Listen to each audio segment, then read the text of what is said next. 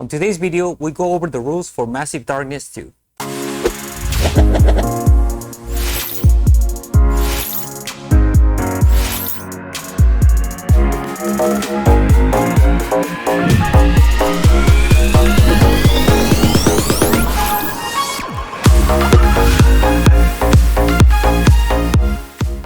Welcome back, gamers. My name is Ricardo, and we play games. Oh, I'm by myself right now, but we're about to start playing HeavenFall Campaign for Massive Darkness 2. So before we do that, what I like to do is briefly and hopefully as fast as I can, kind of give you a rundown of how the game is played. So when you guys watch us playing the campaign, you guys kind of have an idea of what we're doing. So let's go down to the table and I'll show you the rules for the game. Okay guys, so let me talk a little bit about Massive Darkness 2, the rules.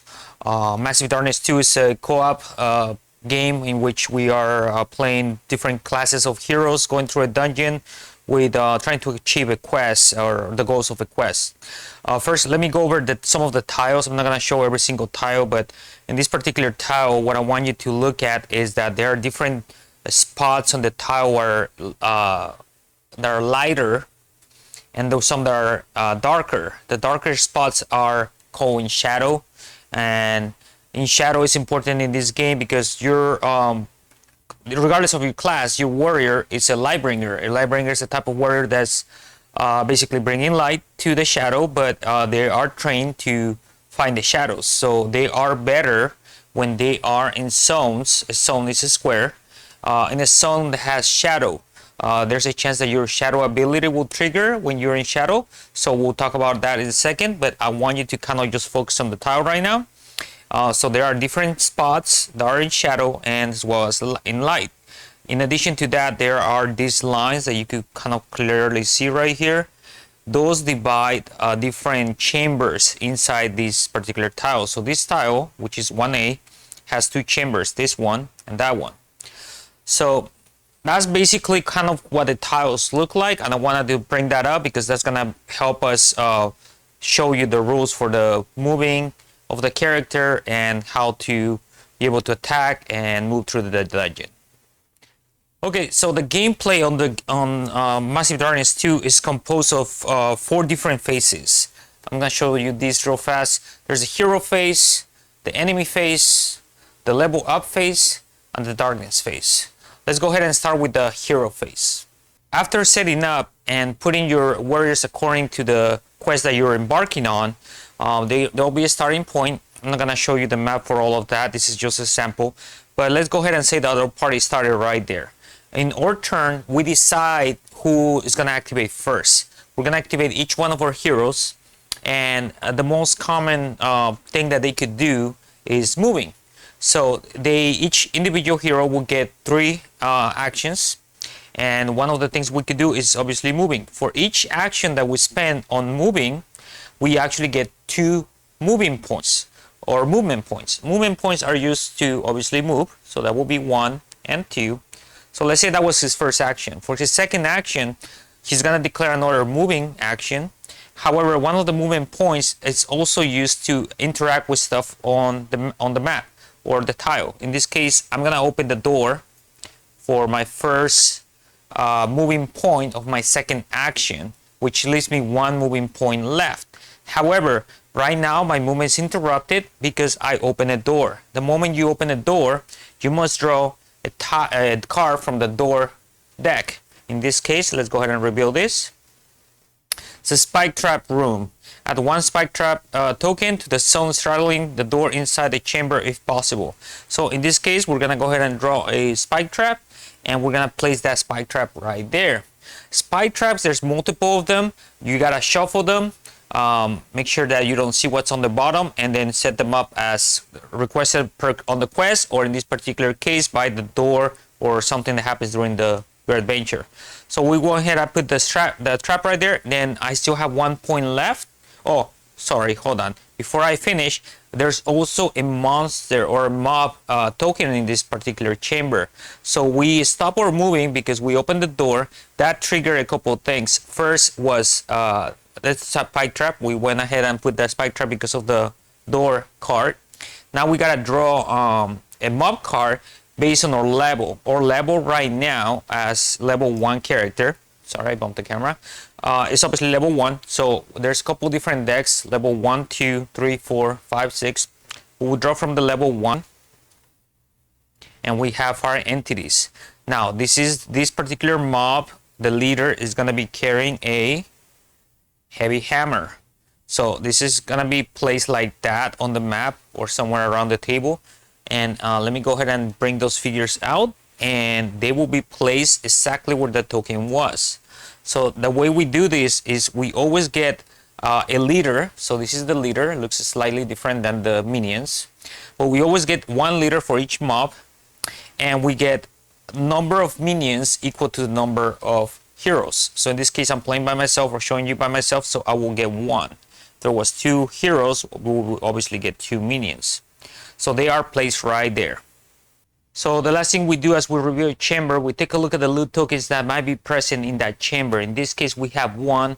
We remove it from that particular zone, and we draw a token from the treasure bag.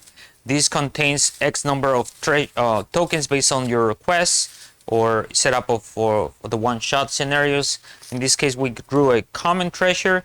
There's 3 different sets on the core box set. There's common, rare, and epic. In the campaign or HeavenFall box set, there's legendary as well.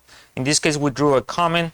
Now, our rogue here, he has 1 movement point left of that second action. So he's gonna go ahead and move into this one zone right there.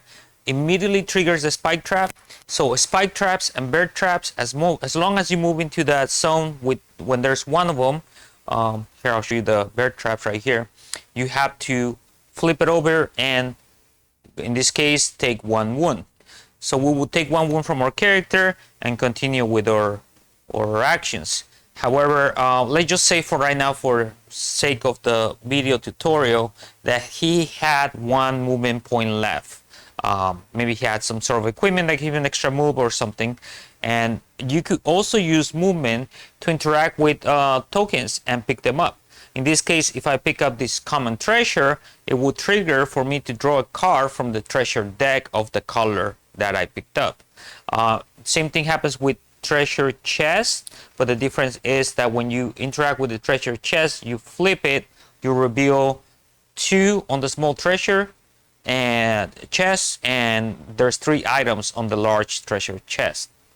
So let's move on to his third action. Once again, for simplicity of this scenario or this how to play tutorial, let's assume that these are in the same zone as we are and we don't have to move into them.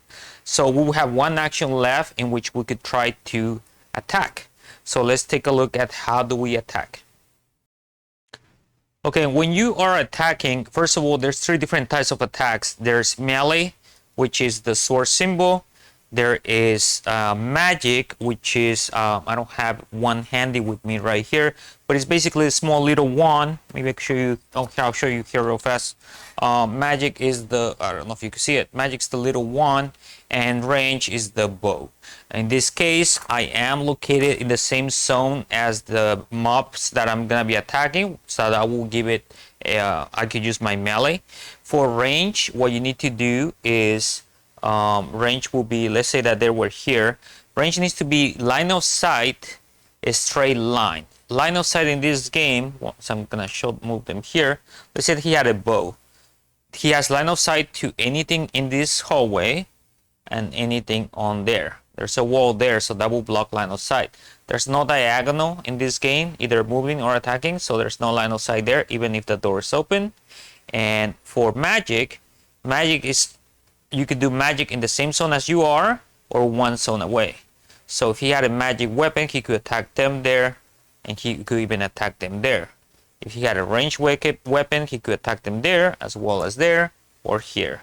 Once you start adding more tiles, if I had more tiles coming this way, and this was a long corridor, he could see them all the way at the end of the corridor if he had a ranged weapon, as long as it's a straight line of sight. Alright, so let's continue on to his actual attack for his third action. So we gotta get a dice pool together. How do we do that? First, let's take a look at the defense. They are defending, they're not the attacker. We are the attacker, they are the defender. together we are in combat. They have a defense of one blue die. So we gather the blue die and we gonna add our weapon. Our weapon in this case is a yellow die because we have this particular dagger. So we put in a yellow die. Now we take a look at the minions that we have there in that mobs. Besides the leader, which is carrying that weapon, there's one additional minion. For each minion, we draw a black die. So we have this total so far, but my character is in a shadow zone. That gives him the purple die. The purple die is the only way to trigger this effect, which triggers our shadow probably ability. So if we roll that, let's go ahead and roll this to see what we get. All right, this is what we got. Okay, so we got 2 swords, which is basically 2 attacks. They defended 1, and they did hit me with 1, and they activated their claw symbol as well. So if we look at his claw symbol for this one in combat, which we are, for each claw they will add 1 fire token to the attacking or defending hero. So if I don't do any rerolls as we stand right now, I will take 1 wound from this hat. Well, I don't know, wound marker. I guess that's a wound symbol. I will take 1 wound. They are canceling 1 of these by defending with that, so they're canceling that, and they will take 1 wound. However, what I think I'd like to do right now, just to show you, for spending this particular dagger, if I spend 1 mana, which he starts with 3, obviously I didn't put the tokens here, but he starts with 3. If I spend 1, he could do that 1 time per combat, and I would negate 1 defense on those guys as well. So let's say that for this particular tutorial, he does that. He spends 1 mana, he cancels this, so they would take 2 wounds. When you are attacking a mob, you are always attacking the mob minions first before the leader. The leader dies last, the mob minions defend their leader till the end. So he would take 2 wounds right now. We would take 1 wound, and obviously we took 1 wound from the spike trap and 1 wound from this combat. So we will be down to 3. So for now I'm just gonna put them there. Hopefully they don't fall. But I will have 3 wounds left and 2 mana right now. And that will be basically the end of my activation because I'm out of action. Something else our heroes can do is the trade and equip action. To do that, the hero that's activating that action must be in the same zone as another hero. If in this case we have 2 heroes in the same zone, they could go ahead and one of them, whoever is activating right now, could say, I'm going to do the trade and equip action, and that allows you to do 2 things. Trade obviously between the members of that zone, whoever's in the zone at that time, and any other member that's in that zone, even if they don't want to trade, but they are carrying some equipment they haven't actually put on their character, they could go ahead and equip it at that moment. So what I mean is that you have these spots in your dashboard. Obviously you'll see right here that there are 2-handed weapons will go there, 1-handed weapon will go there. This is, by the way, 1-handed or 2-handed weapons. This is for your helmet, that's for your armor, for your boots, and any type of jewelry type of symbol will go there. So if I was carrying a different weapon that I did not want it to use for some reason previously, for example, let's say I was going to be really far from a mob and I do carry a bow with me, I could use that trade action to equip my bow and stay where I am, so I'm ready for taking some shots at that mob that's farther away. Now, once again, the trade and equip action, this needs to be triggered by 1 warrior, but anyone in that zone could be part of the action. Another action that our heroes could take is the recover action. Whenever you spend 1 action to recover, you could heal up to 2 health or 2 mana, or a combination of both, 1 of each. Lastly, the very last thing that our heroes could do is having some sort of special actions.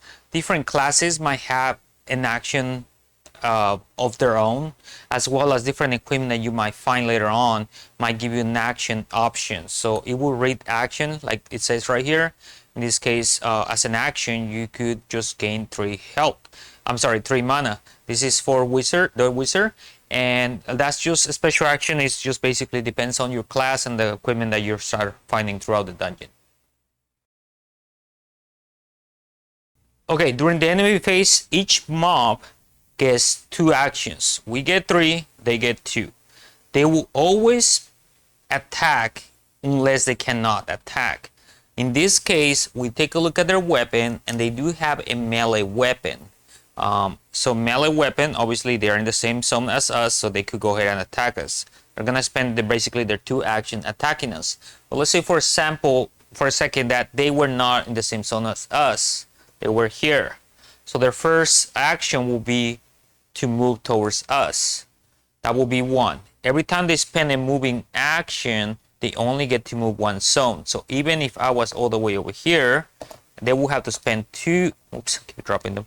They will have to spend both of their actions moving to me, like so.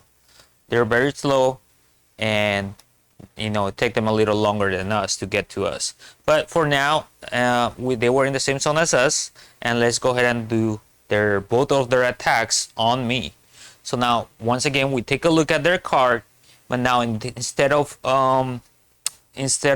their shield, we're gonna look at their attack for their weapon. So in this case, they're gonna get 2 attack die, yellow color on this one, and we are gonna compare that to or defense of 1. Here's my defense, and in addition to that, there is 1 extra minion there, so 1 black die. So this is probably gonna hurt, might even kill me. Let's see. So they are rolling this, and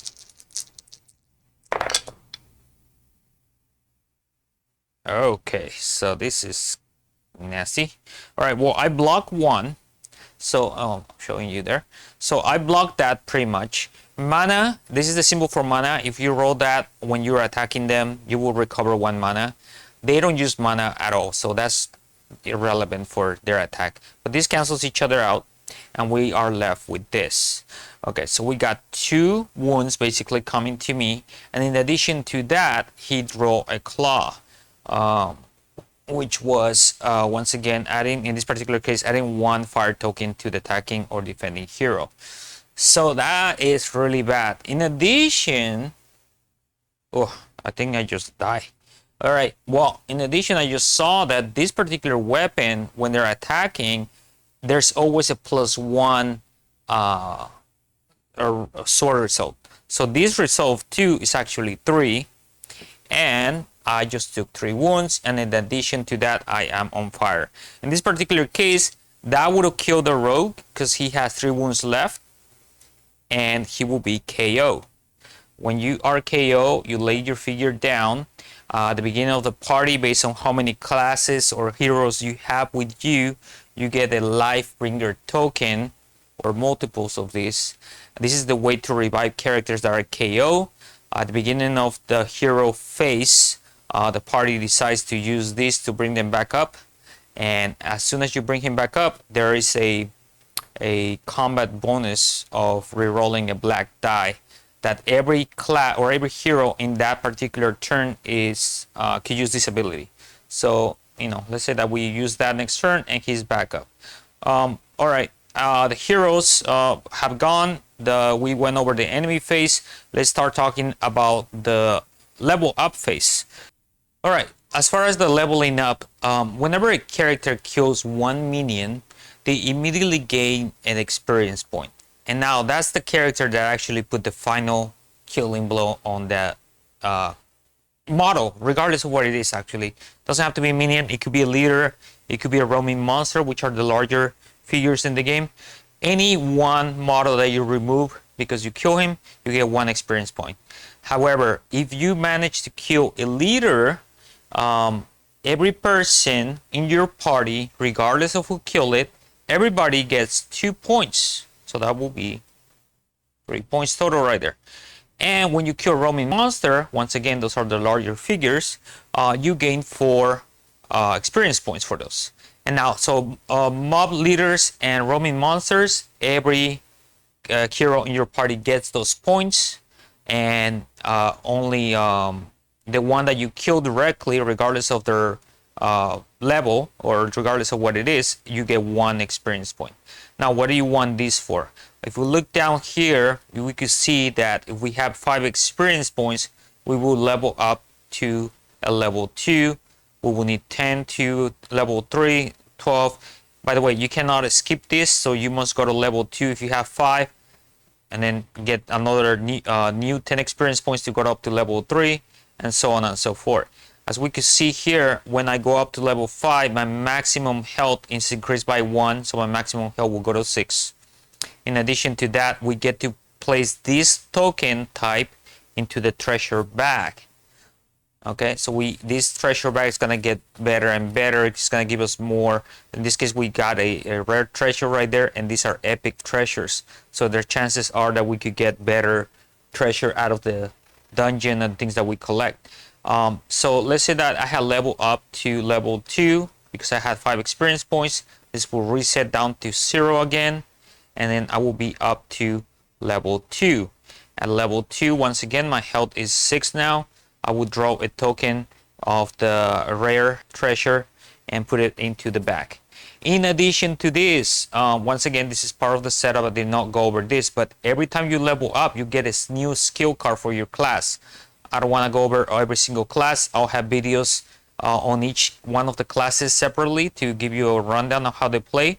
But for now, you draw 1 additional skill level, and I say 1 additional because at the startup of the game, when you select your class, each one of your characters will start with 1 level 1 skill of your choice. So that's up to you to choose how do you want to play your character. But that's the level up phase. Let's go on to the darkness phase. The darkness phase is pretty much also the turn tracker for the game. We start at the number 1 position and we move along the tracker. Now I want you to pay attention to this symbol that looks slightly different than this other one. This one's kind of smiling, it's a little bigger than that one. Also has the little spikes around the circle. That is the symbol for roaming monster. Whenever we set up the scenario, there is a particular spot that would tell you where to trigger roaming monsters from. It's I don't have it available right now, but it's purplish in color and it looks like a portal. But anyways, the roaming monsters are gonna be triggered from that scenario, from that particular spot. So we'll take a look at the party level, the highest character. In this case, I'm still at level 1. I would draw 1 card, flip it around, and take a look at what we got. Now these guys trigger slightly different than mobs. So obviously he will first be placed on the spot that I was talking to you about. But in his next enemy phase, we take a look at the conditions that must be met for him to be able to do this. So the first one is if Lydian is in a light zone, Lydian takes 3 wounds and moves to the closest shadow zone. If that cannot be met, then he will go into the second one. If there's a hero up to 3 zones away, regardless of line of sight, place Lydian in the zone with the furthest hero up to 3 zones away, regardless of line of sight. Add 1 fire token to that hero and attack them. If at any point neither of these 2 conditions can be met, we go ahead and we move this particular roaming monster just as mobs would do, which is basically they get 2 activations, they move 1 zone per activation, and they would try to attack, obviously, if possible. Now they don't draw mob items like mobs do, so they don't draw this weapon, but they do already come with their own set of attacks and their own set of armor right here. Now that I'm looking at this card, something that I forgot to mention is this. Whenever you reveal a mob or a roaming monster, they come with some sort of loot tokens to them. So for example, on the previous one that we had out there, they had 1 loot token and they had, what was their weapon? That was the heavy hammer. Like so. So this loot token, we would have drawn 1 loot treasure bag, loot from the treasure bag, put it on top of this guy, and whenever they are defeated, we are able to pick up that loot. In this case, that would have been a rare treasure. So whoever kills the last standing, obviously the leader will be the last standing member of the mob, they would draw a rare treasure card, and they would also get to keep the equipment that they were carrying. In this case, this heavy hammer. For the roaming monsters over here, you would draw 2. In this case, I'm sorry, that was another one over here. This one, 2, and you get to draw. This is already just a rare treasure card that you draw. They don't have equipment that they're carrying. That's probably why they also have a lot more treasure. Plus, they're bigger and tougher. One thing to point out as well is take a look at their health. Their health is depends on the number of heroes. So this one is 7 health per hero. So we're about to play a 2-player game. So he will have 14 health when he starts the game. And that's pretty much the game. I went through it kind of fast. Obviously, there's a lot more things that you can interact with, and different items that will give you different things. One thing as you see us play through the campaign, which is what we're about to do, you're probably gonna see us experiment with different things on the cards and stuff like that. Also, we are playing the campaign, and the campaign setup is slightly different than the one-shot setup. On the campaign, you'll see us, if you keep following us along, roaming monsters only give you 1 treasure, regardless of what it says was printed on the card. Mobs don't give you anything. You're only there to basically level up by earning experience. Whenever we come across loot tokens, we actually just pick them up from the floor, and there are the equivalent of just like gold coins that you will end up using in town to buy or do different things with the money that you earn through the dungeon. You are able also to sell some of your equipment for X amount of loot coins. So there are some differences on the campaign. So I just kind of wanted to give you a rundown, obviously as detailed as I could, and try to make it fast to kind of give you an idea how the game plays, and see if you want to keep watching and see us go through the campaign. So that's the game in a nutshell. Hopefully you guys like this video. Please consider liking and subscribe. I could continue to try to do this type of how to play, which is not super detailed, but I try to make it as fast as possible as well, just to kind of more likely to teach people how the game plays, to see if you are interested in actually buying the game rather than buy something that you regret later on. But anyways, thank you guys for watching.